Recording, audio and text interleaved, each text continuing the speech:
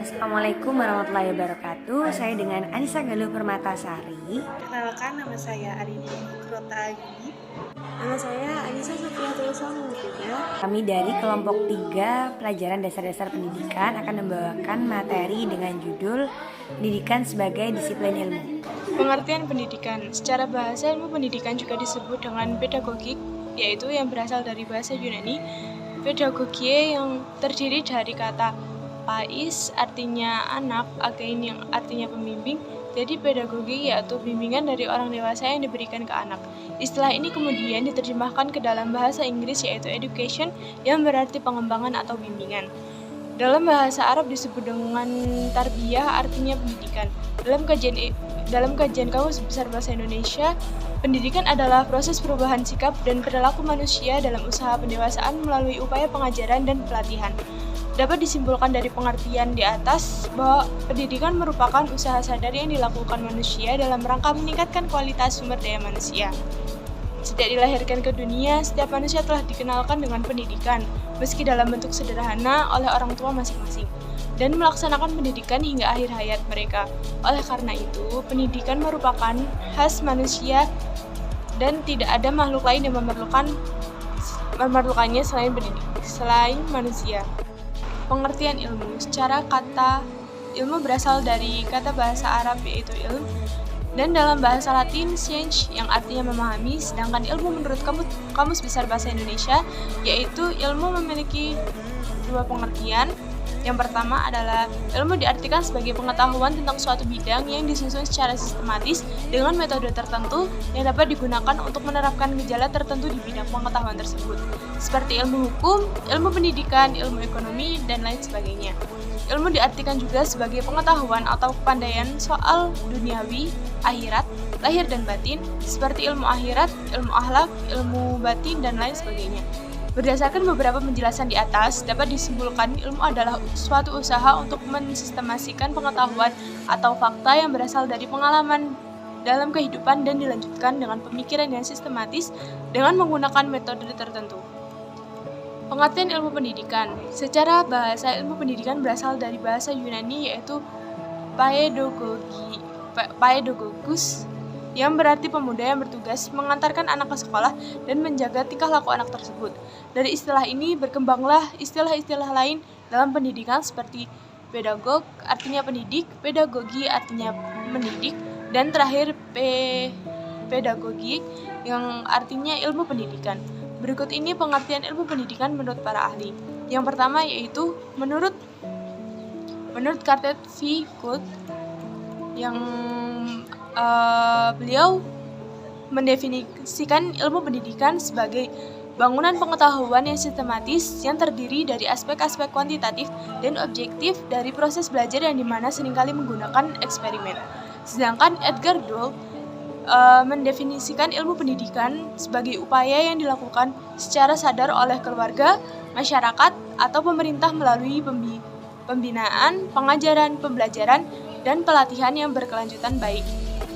Yang ketiga yaitu dari Dryarkara, yaitu ilmu pendidikan adalah pemikiran ilmiah, yakni berpikir secara kritis, memiliki metode dan tersusun secara sistematis tentang ilmu pendidikan. Metode artinya dalam proses berpikir dan penyelidikan harus dengan cara tertentu. Sistematis artinya prosesnya berasal dari ide yang saling terkait satu sama lain. Sedangkan John Dewey mendefinisikan ilmu pendidikan sebagai proses pembaharuan makna pengalaman. Hal itu akan terjadi dalam pergaulan biasa dan pergaulan orang dewasa dengan orang muda. Brojonegoro juga mendefinisikan ilmu pendidikan sebagai arti luas dan sempit. Pendidikan sebagai disiplin ilmu memiliki 3 syarat yang harus dipenuhi. Yang pertama yaitu memiliki objek. Objek sendiri dibagi menjadi 2, objek material dan objek formal. Untuk objek material itu dilihat dari wujud bendanya. Misalkan ilmu psikologi, ilmu sejarah, dan ilmu akhlak. Yang dimana objek dari ketiga ilmu tersebut adalah manusia. Objek formal ditentukan dari sudut pandang yang berbeda-beda dalam setiap pembahasan ilmu. Contohnya seperti ilmu psikologi yang dimana dia mempelajari tentang kejiwaan manusia. Ilmu sejarah yang mempelajari tentang kejadian penting di masa lalu, dan juga ilmu akhlak, pelajari tentang sikap dan perilaku manusia. Syarat yang kedua, memiliki metode. Metode merujuk pada tata cara dan prosedur yang harus dilakukan selama proses penelitian. Prosedur berisi mekanisme pengendalian yang dimana dengan ini kita bisa tahu apakah tahapan penelitian yang sudah kita lakukan itu benar, dan pada akhirnya kita bisa menyusun pengetahuan-pengetahuan ilmiah dengan runtut dan sistematis. Syarat yang ketiga, disajikan secara sistematis. Maksudnya, kita mensajikan materi dengan runtut dan jelas sehingga mudah difahami oleh pembaca. Selain memenuhi syarat-syarat di atas, pengetahuan sebagai ilmu juga harus memiliki beberapa sifat.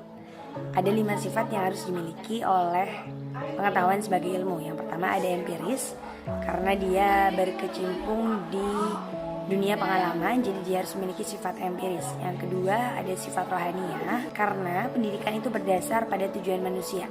Jadi harus ada sifat rohaniah agar manusia tidak melenceng dari tujuan awalnya. Yang ketiga ada sifat normatif, karena dalam pendidikan kita akan belajar untuk membedakan antara yang baik dan yang buruk. Yang keempat ada historis, karena diharapkan kita bisa belajar dan mengambil hikmah dari sistem pembelajaran sebelumnya. Yang kelima sifat praktis, karena kita akan menyalurkan pembelajaran atau materi-materi kepada peserta didik. Jadi diharapkan ilmu pengetahuan bisa dikemas dengan praktis dan mudah dicerna. Ilmu pendidikan Islam. Pendidikan tidak hanya terkait dengan pertambahannya ilmu pengetahuan, namun harus mencakup aspek sikap dan perilaku sehingga dapat menjadikan manusia yang bertakwa, berilmu, dan berakhlak mulia. Ilmu pendidikan Islam merupakan suatu hal yang harus dibekali sejak kecil, agar ketika sudah mendidik dewasa nanti tidak terjerumus ke dalam hal yang penting. Seseorang sudah diajarkan untuk menuntut ilmu baik dalam kandungan sampai masuk ke liang lahat. Terlebih lagi, seorang anak kecil harus dibekali ilmu pendidikan Islam sejak kecil. Alasannya adalah untuk pengembangan karakter. Anak memerlukan pembiasaan dan keteladanan untuk selalu berbuat baik dan malu untuk melakukan kejahatan, berlaku jujur dan malu berbuat curang, rajin dan malu berbuat sikap malas, serta membuang sampah pada tempatnya dan malu membiarkan lingkungan kotor. Pendidikan karakter anak ini berkaitan erat dengan moral dan kepribadian. Upaya mendidik anak terkait dengan pemberian motivasi kepada anak untuk belajar dan mengikuti ketentuan atau tata tertib yang telah menjadi kesepakatan bersama. Kemudian ini adalah beberapa hal yang umumnya dilakukan dalam mendidik anak antara lain. Yang pertama yaitu menggunakan instruksi formal oleh seseorang yang ahli di bidangnya. Yang kedua, mengembangkan moral, mental, dan estetika. Yang ketiga, menyediakan informasi yang diperlukan oleh anak. Kemudian yang keempat, melakukan pendekatan anak untuk merasa mempercayai dan bertindak dengan cara tertentu. Dalam agama Islam merupakan agama yang diutus Allah SWT melalui Nabi Muhammad SAW. Islam berisi seperangkat ajaran tentang kehidupan manusia. Ajaran-ajaran kehidupan manusia ini telah dirangkum di dalam Al-Quran. Ilmu pendidikan Islam memegang peran yang sangat penting untuk karakter setiap manusia. Untuk mencapai keberhasilan menggapai ilmu pendidikan Islam, maka dibutuhkan juga seorang pendidik. Berikut ini karakter yang harus ada dalam seorang pendidik. Yang pertama yaitu kemampuan pedagogis, merupakan kemampuan yang harus dimiliki oleh seorang pendidik dalam hal mentransfer ilmu peserta didik. Kemampuan ini mencakup segala aspek seperti fisik, moral, spiritual, sosial, kultural, emosional, dan intelektual. Kemudian kemampuan pribadi merupakan kemampuan pendidik yang harus dapat menjadi suri teladan bagi peserta didiknya. Pendidik supaya dapat menjadi teladan baik dari cara berpikir, pengetahuan, akademik maupun sikap dan perilaku. Yang ketiga, kemampuan sosial merupakan kemampuan yang harus dimiliki oleh seorang pendidik dalam berkomunikasi, bersosialisasi dengan orang lain. Pendidik adalah figur yang diharapkan agar menjadi teladan bukan hanya untuk peserta didik, tetapi menjadi figur teladan di lingkungan sekolah maupun lingkungan sekolah.